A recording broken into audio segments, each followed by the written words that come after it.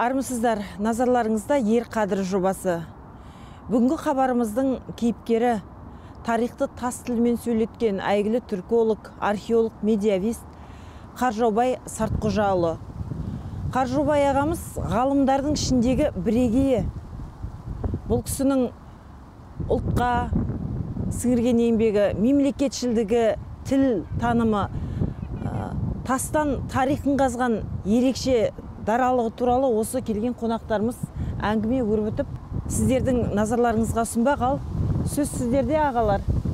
Ендеше ең алғашқы әңгімені ғалым туралы ғалымнан бастайық. Мынау жақында ғана Қаржаубай ағамыздың Орхон ескерткіштерінің толық атласы деген 3 томдық кітабы шықты. Бұл енді бір жазушының немесе бір ақынның жұртқа белгілі осы тақырыпта жазылған екен дейтін жалпақ жұрт түсіне беретін нәрсе емес. Бұл өте күрделі ғылым, әрине түркология. Сондықтан осы кітап жөнінен бастасақ, әңгімен аға, өзіңіз. Қазақ ғылымында, Қазақстан ғылымында түркология, әлем түркология ғылымында үлкен құбылыс болды. Осындай Орхон ескерткіштерінің толық атласы шықты. 3 томдық, қараңызшы, 3 томдық, айтуға жеңіл. Бірақ осы 3 томдықтың артында 40 жыл еңбек жатыр. 40 жыл еңбек. Сонген ғалымдар өздері бөлінеді, әртүрлі ғалымдар. Біреу кабинетті ғылым жасайды. Бұл кәдімгідей жаңағы сол Монғолия Орхон Енисей бойымен қанша жыл, 40 жылдай жүріп, әр тәсті қарап, әр мәтінін қарап, оқып, қанша 100 жыл бұрын ашылған кешегі Вильгельм Томсон, Ядринцев жаңағы, Радлов, Милиоранский. Сонда 1893 жылы Датский академияда Вильгельм Томсон жаңалық ашады. Олар білмейді қай тілді. Сонда түрік тәңір деген 2 сөзді оқиды. Содан кейін бүкіл әлем осындай, содан ұлы ғылым басталады. Түркология ғылымы. Түрк еліктер, қазір түрк халықтарымыз 250 миллион шығар, 300 миллиондай болды. Сол бүкіл ата-бабамыздың жаңағы тастарында қашалған тарихы. Кешегі Білге қаған, Күлтегін, Тонихоқ жаңағы. Тура сол топырақта, ана жерде Қарабаласоғын деген түріктің үлкен қаласы тұр, Қарақорым тұр. Тура сол өңірде Қаржаубай ағамыз, Қаржаубай Сартқожаұлы туған өлке. Мына ол кісі мынау үлкен Керей деген тайпа болған сол жерде. Шыңғысхан заманда Керей, Найман, Жалайырлар, Қоңыраттар дегендей. Сол заманнан келе жатқан сол тайпа. Тура сол ескі бабалардың жерінде, сол бала кезінен сол тастарды көріп, қызығып, оқып, сонген 65 жылы білім және еңбекте Ғұбайдолла Айдаровтың үлкен мақаласы шығады. Сонген мыналардың алфавит шығады, Орхон Енисей. Содан үйрене бастайды. Содан кейін 73 жылы үлкен конференцияға Улан-Баторға Әлкей Марғұлан келеді. Бүкіл осы тарихтың ескінің ақсақалы дегендей. Сол кісімен танысады. Сол кісіден Әлкей Марғұланнан батасын алған адам. Міне. Содан ол түркология, солда зерттендер оқыңдар деп жаңағы тасты. Ең керемет дүниесі жаңа Қаржаубай ағамыздың 75 жылы Совет Моңғол үлкен экспедициясы болады. Сол жаңағы Совет атақты Сергей Кляшторный деген үлкен академик ғалым келеді. Моңғол жағынан жаңағы түркологтарды бастаған Қаржаубай аға болады. Сол мен 75 жылдан 90 жылдарға дейін 13 сезон дейді. 13 сезон бұлар экспедицияда зерттейді. Кляшторный деген бұл әлем мойындаған ғалым. Міне. Сол кісі көп айтқаны бар, көрсеткені бар. Бірге зерттейді, технологиясына үйренеді. Мәселен, қанша жыл, ол кездегі ядринцевтер қанша заман өтті. Қайтадан сол тасты оқиды. Міне. Мәселен, дайын әкелу ол бір мәселе, одан бір қарап оны. Соған хатқа түсіріп, эпиграфикадан қайттан уже неге түсіруге, анықтау керек оны. Мәселен, жаңағы Қаржаубай ағамыздың жасаған жаңалығы Ж деген әрпі бар екен. Ж ол қазақтың әрпі. Міне. Соның кейін көбінесе бізде Ашина деген көбінесе ұғымды тайпамен шатастырады. Ашина деген көк деген сөз. Көк бөрі, көк түрік дегендей, көк тәңірі деген сөзді. Міне, сондай керемет. Мәселен, ғылымда ашу үшін бір сөзбен ашуға болады. бір еңбекпен ашуға болады. Сондықтан мынау Орхон Енисей ескерткіш толық атласы байқаймын, бұл кітаптарды, бұл еңбектерді насихаттау керек. 20 шақты, 30 шақты кітаптар бар Қаржаубай ағаның. Бұл тұтас түркі жұртына сүйінші. Бұл сүйінші. Мен өткенде тұсаукесер өтті, неді, академик кітапханасында. Бірақ бір газет журналдан көрмеймін бұны. Осындай керемет мынау. Себебі қазір түрік жазуын оқитын адамда жоқ бізде, негізі осы. Осы Орта Азияда жоқ бізде. Евразияда жоқ міне қазір. Міне Қызыласов деген кісі бар. Кейін анау кімнің Қаржаубай ағамыздың Мырзатай Жолдасбекпен біріккен шығарған атласын аударды. Орысша аударып несін етті. Міне оны айту керек. Бірақ бұны кім оны зерттейді? Бұл дайын оқылық бұлар. Анау университеттерге дайын тұр, пособие мынау айтқанда. Осымен зерттеу болады. Сондықтан мәселен сондай талпынып іздеп жүр. Мәселен Ресейдің керемет әлем мойындаған Окладников деген академик бар. Сол Окладниковпен бірге болған бұл кісі. Гоби жақта жүрген мәселен. Кешегі жаңағы Гумилев бар ғой. Гумилев, атақты Гумилев біздің университетін аталып отыр.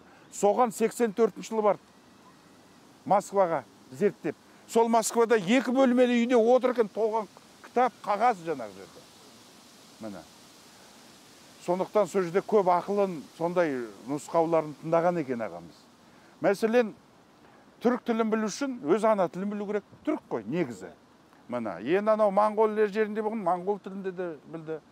Енді ағамыз білетін жаңағы манжур тілінде біледі. Ескі жаңағы төре бітік дейді жаңағы, тодо бичик дейді. Енді әртүрлі бичик, негізі ұйғыржын бичик дейді. Жазулар, ұйғыр жазулар. Негізі сол құрамында. Сол ұйғыр жазудан қазір Моңғол жазу болып кетті.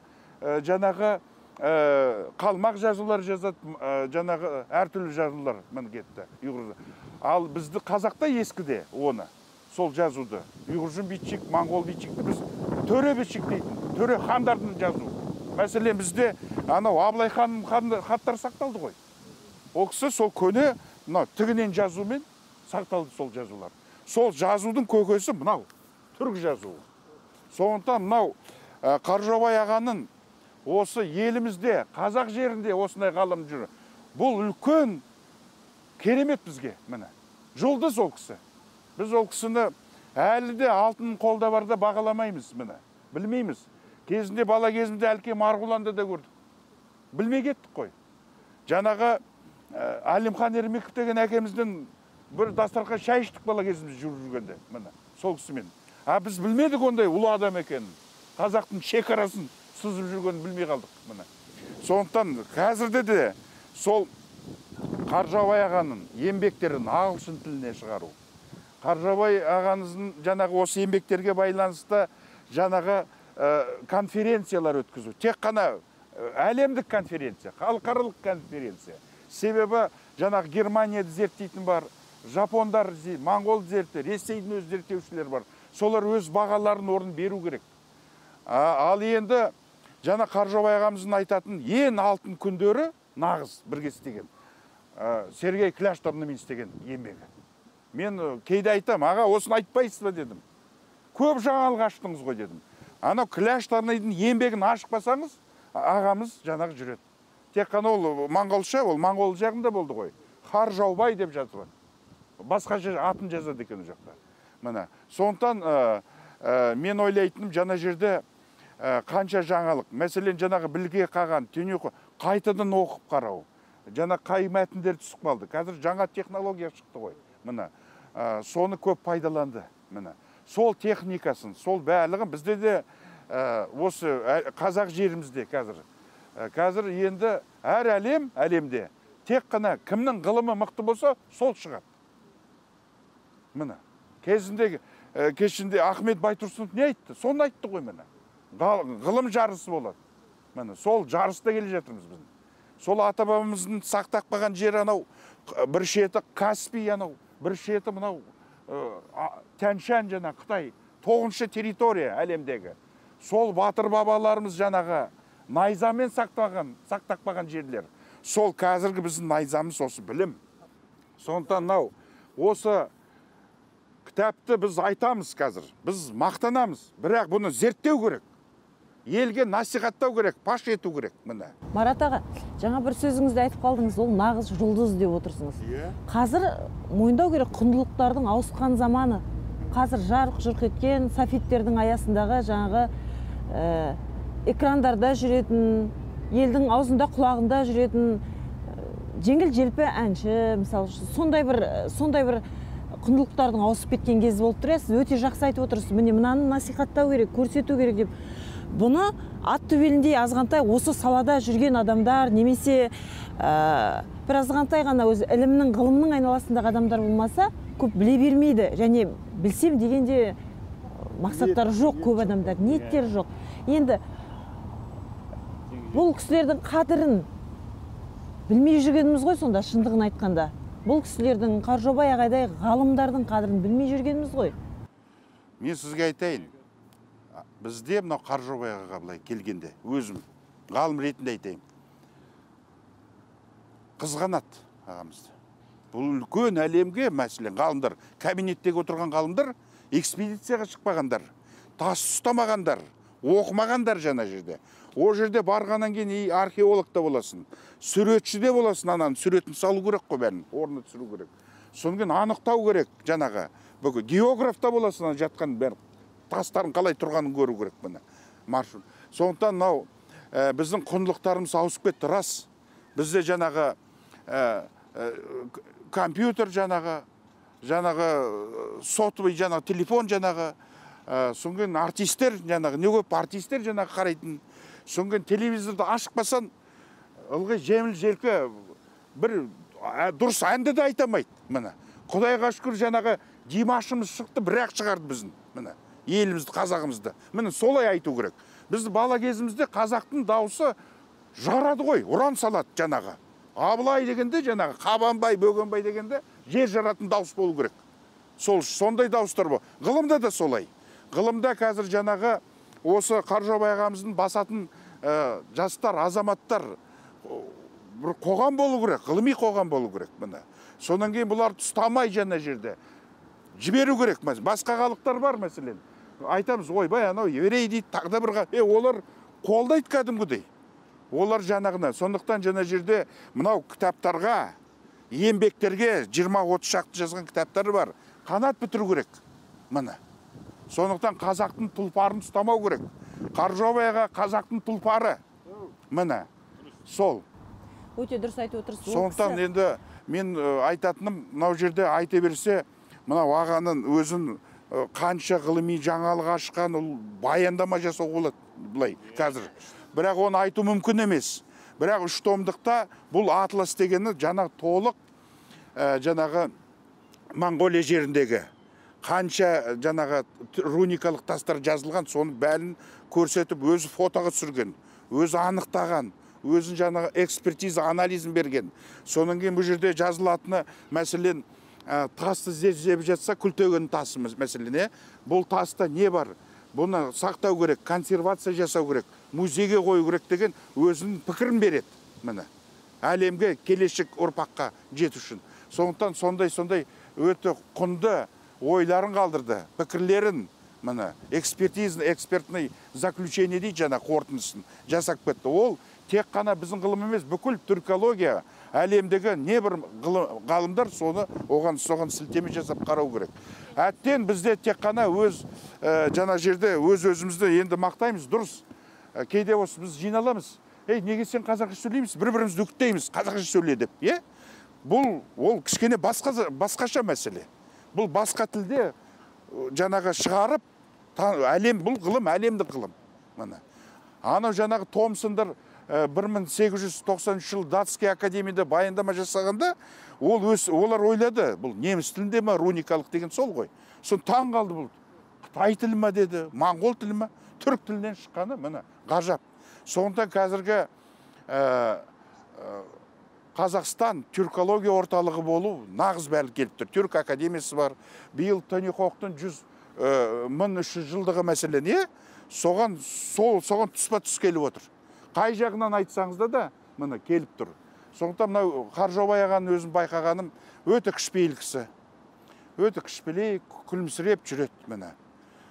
Сол кішіпейілдігінен де шығар, көп алға ұмтыла қоймайтын, өзін мен деп көрсете қоймайтын, жай ғана қарапайым қоңырлығынан да болар. Енді қазір жаңағы айтылғандай құндылықтардың ауысқан заманы, мен деп өзін үлкен әріптермен жазып көрсетпесе көп ешкім көзге ілмейтін де болды ғой қазір. Аға, жаңағы ескерткіштер туралы, жазулар туралы айтып жатырсыз. Осы көне ескерткіш тастарды тапқан кезде онымен бірге үлкен бір қазаққа олжа болған домбыраны да тапқан көрінеді. Қаржаубай ағамыз. Осы туралы әңгімені Дәукеңнен сұрасақ, ары қарай сабақтап кетсе қалай болады деп отырмын. Сол домбыраға алғаш тіл бітірген өздеріңіздер сияқты.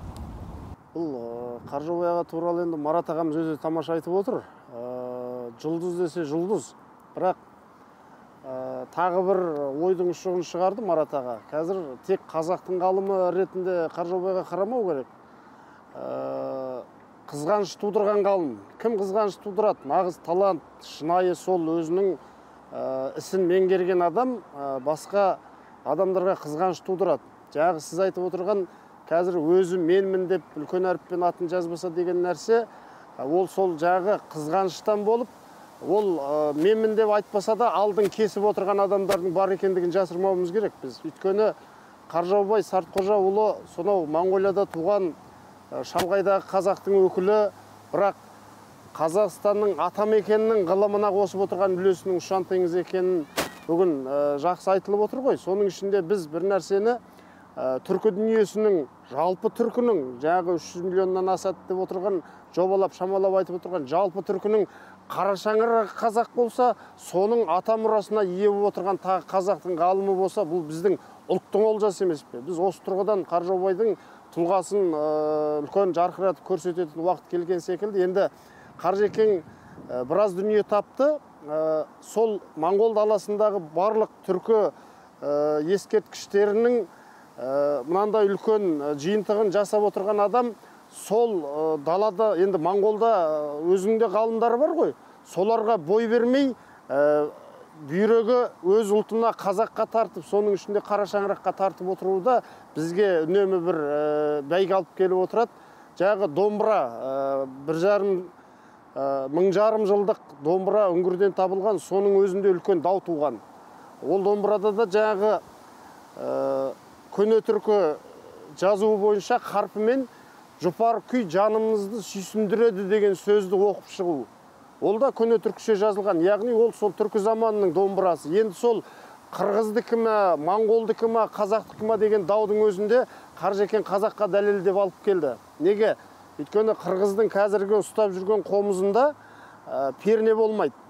Моңғолдың жаңағы аспаптарында перне болмайды. Олардың жаңағы атбасты қобыздары бар, оларда перне болмайды. Ал мына домбырада 7 перне, ол тобылғымен салынған екен. Тобылғыны қиюластырып салған, сондығымен дәлелдеп қазаққа, бұл қазақтың домбырасының арғы атасы деген дүниені алып келіп отыр. Ол домбыраны сол табылғаннан кейін 5 нұсқасын жасатты ол кісі. Біреуін жаңағы музейге берді, тағы Иманғали Нұрғалиұлына бір домбырасын берді. Соның сол жасаған нұсқаның біреуін Құдай бұйыртып маған тиіп қалған. Оны Қаржаубай аға өзі ықыласымен, осы бауырым саған осы домбыраны сыйға тартам, жаңағы біздің жалпы домбыраның қазақтың ұлттық аспабының арғы атасы, осы саған ырымдап берейін деп. Ол енді әрине біздің рухани жақындығымыз, аға бауырлығымыз ол өз алдына. Мен сол домбыраны 1,5 жылдық тарихы бар домбыраның қазаққа тиесілігіп дәлелдеп шыққандығын тағы да осы қазақ қоғамына біз толық сүйіншілеп жеткізе алмаған секілдіміз да. Енді біздің мынау Түркияда осы көне түркі дүниесіне деген, әсіресе осы біздің Түркия мемлекеті өте үлкен сұраныс, жаңағы махаббатпен, ана Моңғол даласындағы жаңағы Тоныкөк, Күлтегін ескерткіштерінің барлығын қоршаған түріктер ғой біздің барып. Жалпы Османлылар кеше Мекке Мединеде бірінші қоршаған Османлылар ғой, Осман түркілері. Сондықтан мына жаққа әрине ол мемлекеттің жағдайы жақсы, бір солар бір Қаржаубайдың қадіріне жетіп отырған секілді. Өйткені түрік құрымындағы жалғыз қазақ Қаржаубай бізде. Қаржаубай Сартқожаұлы Түркиядағы, сол Ататүрік атындағы сол құрымдағы жалғыз қазақ Қаржаубай. Ол Қаржаубайдың географиясына, биографиясына қараған жоқ ол кісілер. Шынайы ғалымдығына қарады, шынайы зерттеушілігіне қарады. Жаңа кабинеттен шықпайтын ғалымдар бар дегенде енді Марат аға өзі өте тамаша айтып отыр. Ғалымдардың бөлінетіндігін, олына әдебиеттанушы ғалымдардың арасында да бар. Үлкен-үлкен академиктердің біздің жаңағы Ресейдегі барлық Омбы, Орынбор, Тюмендегі барлық архивтердің өзінде бұл кешегі ғана заманның архивіне бүгінгі Мүйізі Қарағайда академиктердің екінің бірі барып қол қойып жаңағы шаңды ақтарған емес. Оны Дихан Қамзабекұлы біраз мысалдарында келтіреді. Сол сияқылды мынау тарих ғылымында да соның ішінде әсіресе мынау енді көне түркі дәуіріне бару деген ол үлкен бір шыдамдылықтың. Біздің Қаржаубай аға жаңағы ұлы жантегіммен осы атамекенге көшіп келгелі міне 20 жылға таяп қалды. 2000 жылдардың басында келді. Содан бері жазда осы Қазақстанның жазын көрмеген қазақ деп айтуға болады. Өйткені жаз шыға ол кісі қар еріп, жаз шығып жол аяғы кеңгеннен кейін сол Моңғол даласында кешегі көне түркі даласына тартады.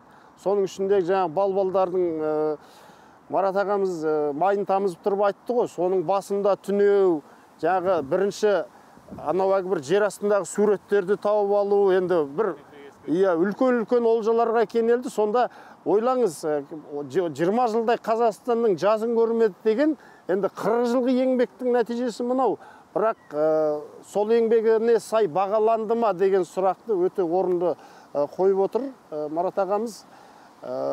Бұл жерде Күлтегіннің ескерткішінде әкелудің Күлтегіннің 2004 жылы біздің Евразия ұлттық университетінде Күлтегіннің ескерткішін енді елбасымыз өзі кеп ашты. Бұған да мұрындық болған адам, соның ақ жолтайшысы осы біздің Қаржаубай ағамыз. Бұл енді жаңағы Әлкей Марғұланмен ежелден осы Қазақстандағы ғалымдармен сонау Моңғолияда жүріп, сол туғанынан енді кіндігін таспен кескен деген аңыз әңгіме бар ғой. Ол аңыз емес, шындық. Қаржаубай ағаның кіндігі таспен кесілген. Марқұм Рымғали ағамыз академик қалжыңдап айтады, «Нәй тасқа табынған керей» деп.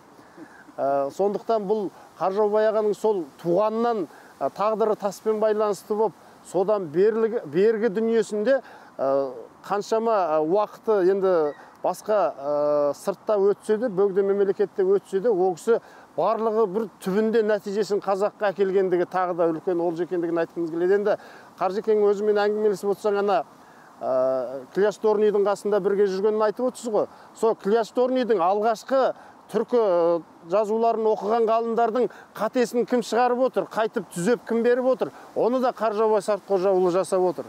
Біз сонда еңбегін бағалауымыз керек.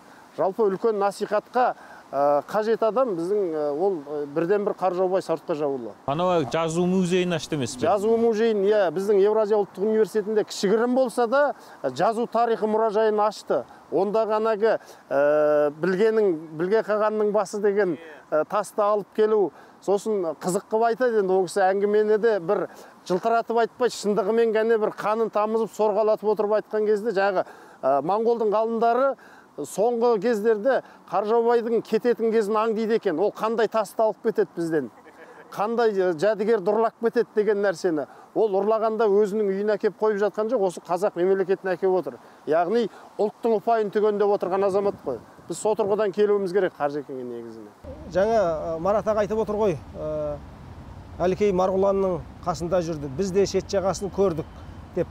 Сонда бұл осы уақытта ол кісілердің әр қимылы, әр сөзі, әрбір әрекеті бізге аңыздай болып, қымбат болып көрініп отыр, елестеп отыр. Бұлайша айтқан кезде арман болып отыр деп айтуға болады.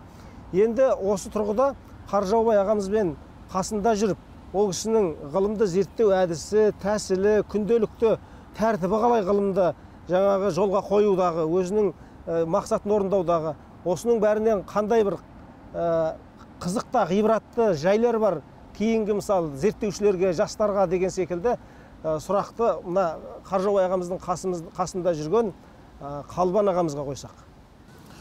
Енді Қаржекең туралы айтсақ, әңгіме о Қаржекеңнің ізгі істері, ғылым жолындағы ізденістері, қазақтың тарихына, әдебиетіне, көне мұрасында қосқан үлестерін айтып тауысқысыз.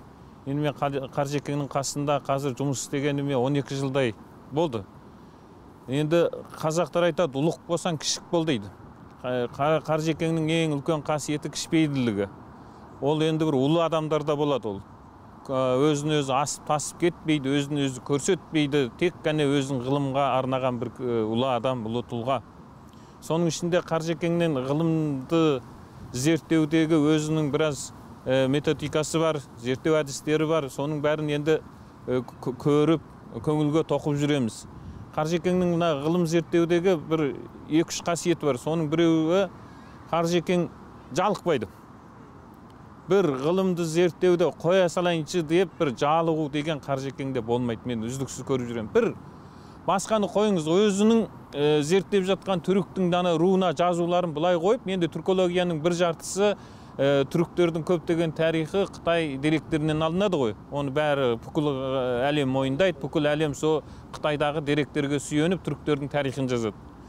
Соның ішінде Қытайша бір ерегіліп кездессе, мені шақырып айтады, мен енді мағынасын айтып берсем, ол ерегіліп қалай құралды, оның құрамы, дыбысы қалай, бұрын қалай оқылды, кім не деп оқыды деп, сонда бір, мысалы үшін Қытайда бір ғалым бір ерегіліпті бір дыбыспен оқыған болса, оған о кісі месе тұтпайды. Моңғолияның ғалымы қалай оқыды, орыстың ғалымы қалай оқыды, ағылшын ғалымы қалай оқыды, жаңағы венгриялықтар қалай оқыды, соның барлық кітапты жинап алып кеп, жалықпай отырып, соның бір әріптің өзіне соншалық жұмыс жасайтын кісі. Оны жалықпайтындық, одан кейін күндіз түні бір шағын бір дерек көрсе, сол шағын деректің өзіне енді өтірік айтқаным емес, 100 кітап оқиды ол кісі. Шағын дерек үшін. Сондағы ғылымдағы бұл кісінің жалықпайтын ерекшелігі ол көп адамдарда кездесе бермейді. Екінші, бұл кісі ғылым зерттеуді асықпайды. Дереу осы күнде көп қой, бір ертесі күні күлкілі болып жатады. Бүгін бір мақаланы жариялап асығып, дүниеге бір жаңалық ашып, айғай шуғып, бүкіл телевизия, бүкіл ақпарат көздерінде жариялап жүр, ертесі күні оның өтірігі шығып, олар шу болып жататын өздеріңіз білесіздер. Қаржекеңде ондай жоқ. Қаржекең асықпайды. Көп деген недерді, жаңағы материалдарды ғылыми, жаңағы деректерді, жаңағы археологиялық қазба деректері, жазба деректерінің бәрін жинап алып келіп, оны сараптап, оны және зерттеп болғаннан кейін, оны тағы да маңайында. Қаржекеңде бір елде қызғаныш, біреу менің идеямды ұрлап алады, біреу менің неменемді көреді деген болмайды. Маңайында жүрген ғалымдардың бәріне көрсетіп, олардың пікірін алып, ол жаңағы зерттеген дүниесін толық бір сараптамадан өткізгеннен кейін асықпай отырып жариялайды. Бұл кісінің сол асықпайтындығы өте бір ерекше қасиет. Қаржекеңде қазір енді көп адамдар тарих зерттеп, тарихшы болып кетті. Шыны қайсы, өтірігі қайсы біз сене алмай қалатын деңгейге жеттік. Сөз тауып, әдебиетшілердің өзі көркем тілменен тарихты жазған кезде орныңызда тұрып кетесіз, сіз разы болғандығыңыздан, тебіренгендігіңізден. Бірақ ғылыми негізі аздау. Бірақ Қаржекеңде ондай жоқ. Анандай эмоцияға берілу, өзінің неменесін көтеру, деңгейін өзін таныту деген болмайды. Ғылыми принциптерменен. Әсіресе деректанудағы 14 принцип бар. Соның бәріне сүйене отырып, бір нәрседен қылдайда қателік жібермей отырып, соны зерттеп, нәтижесін шығарады. Одан кейін үшіншісі Қаржекеңнің кішіпейілділігі. Жаңа да айттым ғой, ұлық болсаң кішік бол деген қазақта сөз бар. Қандай болсын, үлкен болсын, кіші болсын, бәріне бір мәмілемен қарайды. Білмегенін айтады, ішіне еш нәрсе жасырмайды. Досына да, келген шәкірттеріне де, өздеріменен үзеңгілес болып жүрген ғалымдардың бәріне өзінің білгенін ешқашанда аямай, соншама бір кішіпейілділікпен түсіндіреді, асықпай түсіндіреді. Ғылым зерттеудің түрлі жолдарын үйретіп отырады. Қаржекеңнің осындай үлкен жақсы қасиеттері бар. Бұл енді нағыз ғалымның қасиеттері деп ойлаймыз. Жаңағы Қаржекеңнің осы көне түркі жазба ескерткіштерін зерттеуден басқа да біздің қазақ руханиятында мына Ақселеу ағамыздың 2 кітабын айтайық. Ауызша тарих, күй өнерінің шежіресі де, ауызша шежіре, қазақтың ауызша шежіресі. Осындағы жағы мынау шығыстағы күйдің аңыздары, күйдің тарихы, сонымен қатар мынау рулық аңыз әңгімелердің барлығы да Қаржаубай ағаның үлкен мағлұматтары арқылы жаңағы Ақселеу аға өзінің кітабына арқау еткені бар. Яғни біздің бай өлкеде қазақтардың басында бұл кісі ғалым болып танылмай тұрған уақытында бірінші кәдімгі жазушы болып шыққан адам. Әңгіме жазған, повесть жазған, кітаптар шыққан, кәдімгідей үлкен баға алған адам бұл кісі. Сонымен қатар енді мемлекетшіл тұлға екендігін айтып отырғаннан кейін бұл кісінің о бастағы қалыптасқан мінез құлқында осы бір лидерлік қадір қасиеті бар да бұл кісінің. Мына Моңғолияда қазақтардағы алғашқы демократиялық партияның қарлығаштарының бірі осы Қаржекең екендігін айту керек біз. Өйткені сол мына бәрібірде Моңғолия Советтер одағымен одақтас болмаса да бейресми 16-шы республика сияқты болып Советте не болды кеңестер одағында. Соның барлығы қайталанып отырған уақытта жаңа 90-шы жылдардың басындағы қайта құру жылымығындағы осы демократиялық күштердің басында бірінші айғайшы болып жаңағы ақиқат әділдік деп шыққан адам. Екінші сол Моңғол мемлекетінде ұлы құрылдың депутаты бола тұра қазақ тіліне мәртебе алып берген, қазақ тілін моңғол тілімен бірге мемлекеттік тіл жасағысы кеп соған әрекет жасаған және сол белгілі бір дәрежеде нәтижеге қол жеткізген адам. Одан кейін тағы да бір бұл кісі туралы айтатын қадір қасиеттің бір қыры мына қазіргі Моңғолияда қазақтар тұрып жатқан Баян-Өлгей аймағының герб таңбасы әлі күнге қолданыстағы бар. Осы Қаржаубай ағаның сызғаны. Біз о жағында көп жағдайда енді біле бермейміз. Осы үлкен түрколог ғалым ретіндегі қыры әрине басым қыры, негізгі қыры. Жалпы мемлекетшіл тұлға ретінде осындай қарап жатпайтындығы, үнемі белсенділік қай салаға кіріссе де белсенділік танытып отыратындығы үлгі болу керек деп ойлаймын. Моңғолияның ата заңын жасаушының жасаушылардың бірі енді ол. Айқайлап отырып, айғайласып отырып, жаңағы демократияға қол жеткізген алғаш. Тағы да бір ерекшелігі, анау сол кезде конституцияға біраз өзгертті ғой. Иә. Соны Улан Батырды қайтарамыз деп жаңағылар. Өз тілге басқаша бір қоямыз деп. Иә. Сонда бұл Улан Батыр деген атты 1924 жылы Тұрар Рысқұлов қойған. Тұрар Рысқұлов кәдімгі сол кезде көне нелер. Негізі Тұрар Рысқұлов өзінің арманы Мұстафа Шоқай сияқты Түркістан Республикасы болсын деген. Ол да дұрыс. Бөлінбесін. Жақсы идея. Қазақ автономиясы, анау автономия жоқ, барлығы сол.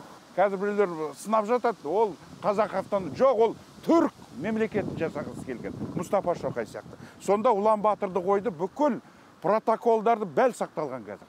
Сол съезде. Қандай ғажап қой. Сонда ең 90 жылдары парламент депутат болып жүргенде Қаржаубай ені қайтан көтереді. Анау бір қазақ қойған екен Улан Батырды. Өзгертейік, өзіміз қоямыз дегенде. Сонда қайтадан сөйлеп жаңағы соны атын сақтап қалды Қаржаубай аға. Сонда Қаржаубай аға сонша риза болған тұңғыш президент Очербат деген Моңғолияның өз қабылдаған. Сөйлескен суреттері де бар, сөздері де бар. Сонда риза болды. Сонда Улан Батыр былай тұрсын, сонда жаңа жерде Қаржаубай ағамызға айтыпты, кешегі бүлкеге қалған жаңағы тони қоқтарымыз, күлтегендеріміз сол зерттеліп жатыр, зерттеледі деп. Сонда айтыпты, сіз тегіңіз қазақ болсаңыз да, сіз моңғол азаматсыз деген ғой, осы мемлекеттің азаматсыз. Сонда ғажап қой жаңа жерде. Қазақтың жаңағы үлкен азаматы, біздің жаңа қайраткер қазір бүкіл еңбегін, шапағатын өз жерімізге беріп жатыр. Сонда жаңағы Улан Батыр атын сақтап қалған. Жаңағы жерде конституциясына қатысқан, міне, жаңағы конституцияның, моңғол конституциясының 2-ші бабында, 8-ші бабында 2-ші пункт. Қазақ тілі мемлекет тілі болсын деген ұсынысы, мынау Қаржаубай ағамыздың ұсынысы. Соны біз білгенімізді осыны айтуымыз керек жұртқа. Үлгі ретінде, ортамызда жай кішпейлі ғалымдар, қандай патриот, қандай қайраткер адамдар. Дұрыс айтасыз. Осы жерде болған, депутат болған ағамыз неге осы жерде болмайды? Неге осы жерге ғылымы заңына қазір талай өзгерістер болып жатыр? Сондай қатыстыру керек. Сондықтан жаңағы мен өзім Қаржаубай ағанда жай жүргенімен батырлық рухын көрем. Анау бір шайқас болып келсе, найзаның қылышын ұстайтын азамат көрді. Сондай бар. Нағыз батыр сондай болады. Қаржекеңді қазір өзі қоғамда енді жаңағы өздеріңізді айтып отырсыздар, мына жылтырақ нәрсеге, ойын сауыққа, электронды ойыншыққа адамдар соған беріліп, көп нәрсенің ұмытылып бара жатқан, мән бермейтін байқап жүрміз ғой. Ал енді Қаржекеңді іздеп келетін ғалымдар қаншама? Қазақстаннан емес, сырттан, Қытайдан ғалым келді, оны мен көрдім, бірге болдық. Венгриядан келді, Түркиядан да келді, Ресейден де қаншама ғалымдар келді. Қаржекеңді іздеп келеді. Сонда кей кезде ойлап отыр, осы Қаржекеңнің ғылымын біздің қазақстандықтар түсіне алмайтын дәрежеге жетіп кетті ме екен деген бір ой бар да. Өте деңгейі көтеріліп кеткендігін байқауға болады. Неге анағұрша Америкадан анағұрша ғалымдар келіп Қаржекеңнен тәлім алып, Қаржекеңнің зерттеген ғылыми еңбектерін көріп, соның ішінде кейбір детальдарды ақылдасып, кеңес өткізеді. Бұның өзі содан көптеген ғалымдарды көреме тұрмыз. Сонда бұл кісінің жаңағы айтайын дегеніміз ғылыми еңбегінің деңгейінің қаншалық екендігін анықтауға болады. Әлемдік деңгейге шығып кеткен. Анау кейбір бәріміз енді әдебиеттен құр жаяу емеспіз ғой. Кейбір ақындардың өлеңін өзінің туған халқы түсінбей, басқа халық түсініп жатады. Сонда ол қандай кеңістікке шығып кеткенін байқаймыз ғой. Сол сияқты Қаржекеңнің де ғылымның кеңістігінен қаншалық деңгейге көтерілгенін байқауға болады. Жаңа Қаржаубай ағамыз дұрыс айтасыз. Мынау қанша еңбектер, мына 3 атлас, үлкен жаңалық, сенсация түркі әлемінде. Ал енді басқа кітаптарында айтайыншы осы. Генезис тюркского рунического письма. Объединенный каганат тюрков жаңағыдар. Тек қана осы кітаппен государственный премия алатын азамат. Мемлекеттік сыйлықпен бір-ақ алып шығатын адам міне. Қайда біздің ғалымдар, қайда қолдаушылар, қайда қазақ қайда? Міне. Қазақ міне, осындайда қазақтығын көрсету керек, намысын көрсету керек осы жерде. Міне, тек қана осы бір кітап мынандай кітаппен шығалады міне. Басқаларын айтпағанда. Сондықтан қазіргі ғалымдардың, жас ұрпақтардың, қазіргі қатарында жүрген ғалымдардың осы ағаны жаңағы зерттеп шығарып, жаңағы бүкіл әлемге таныстыру. Сіз айтып жатсыз ғой, Венгриядан да, Түркиядан да, Қытайдан келіп жатыр. Басқа ел мойындағанда біз неге мойындамаймыз? Енді Марат аға, жуырда президентіміз айтып жатыр ғой, енді ғылымның заманы міне енді туды. Біз әлгі жылтырақтың бізді қорғай алмайтынына көзіміз жетті ғой. Көзіміз жетті. Ендігі жерден бастап ғылымға үлкен көңіл бөлінеді деп жатыр. Білім беру сапасы бұрынғыдан жақсарады деп жатыр. Жақсы күндерге сенейік біздер. Сіздердей ғалымдар тұрғанда, Қаржаубай ағамыз тұрғанда алда, ол қанша ұрпақ әлі тәрбиеленеді осы нұсқамен. Сондықтан жақсы күндер бәрі алда болады деп ойлаймын мен. Егер Қаржаубай Сартқожаұлы ғылым саласындағы мемлекеттік сыйлыққа түсіп жатса, қызғаныштың қызыл иті балағына міндетті түрде қабады ол. Әрине. Ол заңдық өйткені біз қазақтың қанындағы дүние. Бірақ біз одан өтуіміз керек. Қаншама адамдар бар. Алмаған сыйлығы жоқ адамдар бар. Бірақ тарихта аты қалмағандар бар. Сол ғой. Бірақ Қаржекең тарих мемлекеттік сыйлық ала ма, алмай ма? Кеудесіне бір медаль таға ма, тақпай ма? Қаржекең мәңгілік.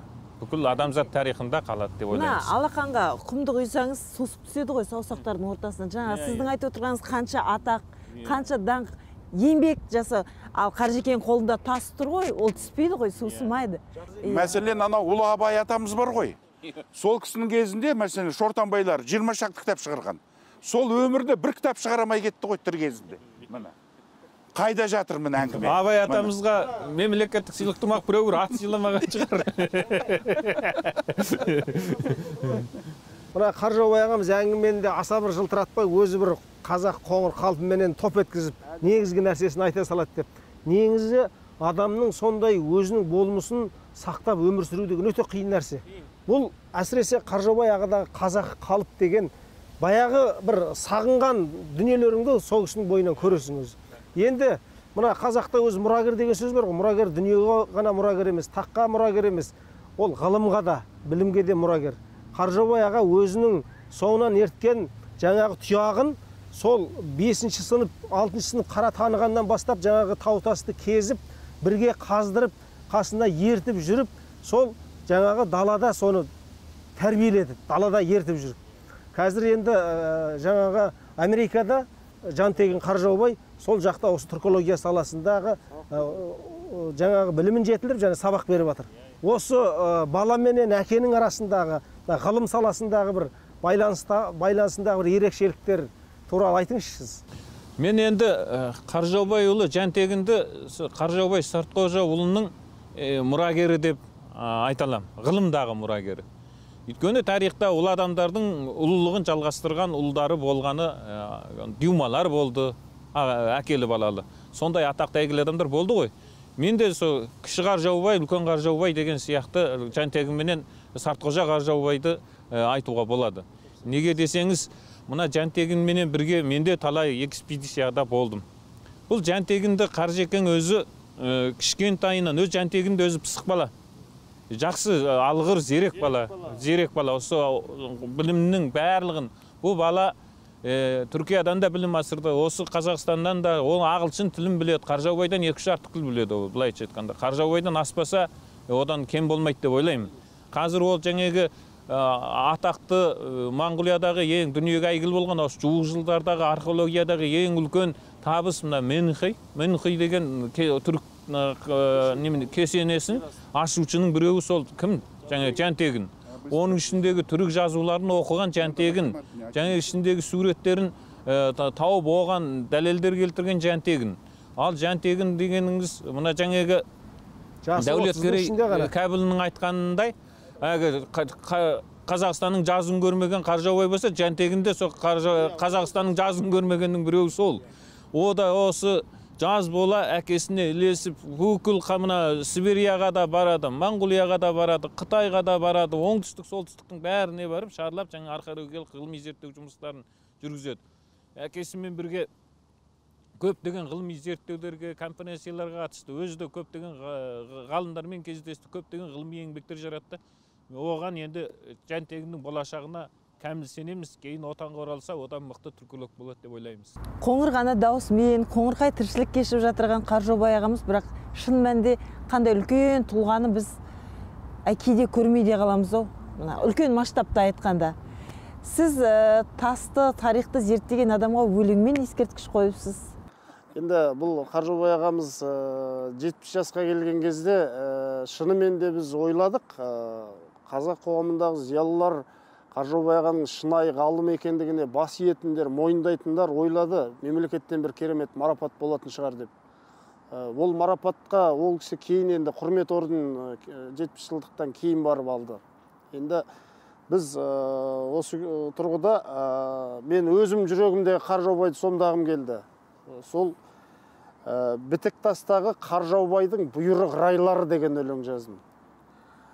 Арада айға табынғанмын, күлтегіндей күнге табынғанмын, арайлап атқан таңға табынғанмын, аңыр тастағы ағуыз тілге табынғанмын, ілгерідегі месіме түссе ішімді қан жылатады ірге тарылған күн, тәңір заңына құл бағынбай ма, елінің жолын ертеңге ертен ұсқаған, ұлы далада ұлдарым қайда сертке суарып семсер ұстаған, керегем неге тарылып кек тұттым нені, жүрегім неге айныйды кең қоныс далаң, мен түркінің түбін қазам деп тұңғиыққа баттым, уай, сен енді не дейсің ел теріс қаған, алдыңнан түркім арайлап таңғылаңдады ма, тарихтың қарай берменді қанды бармағына, Бегазы Дәндібайдан кеп, дән алып өсірген түркінің рухы қонған тек марғұландарыңа, көз ғиығымды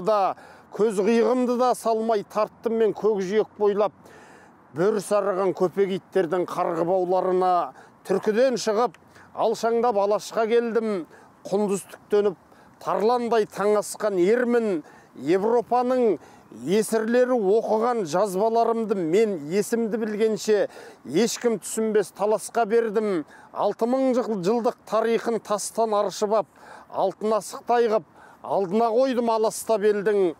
Түгендеп келем, түркінің түгін ұмытпай, оғымды көк тәңірінің қыдырын нықтай, дариға жүректі кімдегім шайлықтыра алмады дастарханыма аяқ көсілген қыңыр ұлықтай, тек күйігімді басты домбыра қоңыр үнімен үңгірде жатса да 5000 жыл үні құмықпай, тоны көк ділмәр дәтіме қуат үстемдер, көне жазбадай жаныма мұрат іспен кел, аңыр тастардан іздесін арғаталарын аузының суы шұбырып шұбат ішкендер. Мен түркі күліктің үстінде алтын қаптал ер, тек ерімнің артқы қасына құда түспеңдер деген өлең. Қаржаубай ағамыз өзі енді ырза болған. Тарихты тас тілімен сөйлеткен Қаржаубай ағамыз туралы осындай бір сағаттық қана кездесу әңгіме емес, ол кісіге апталап үлкен ғылыми конференция өткізсе де, ол кісінің еңбегін айтып тауса қою қазір мүмкін емес. Сондықтан енді Алаштың аспаны аман тұрса, Қаржаубайдың қадірін білетін қазақтың қалыңдай беретініне күмәніміз жоқ. Алла сондай жақсы күндерде жолықтырсын. Әмин. Ағамыз аман болсын, қазақ аман болсын.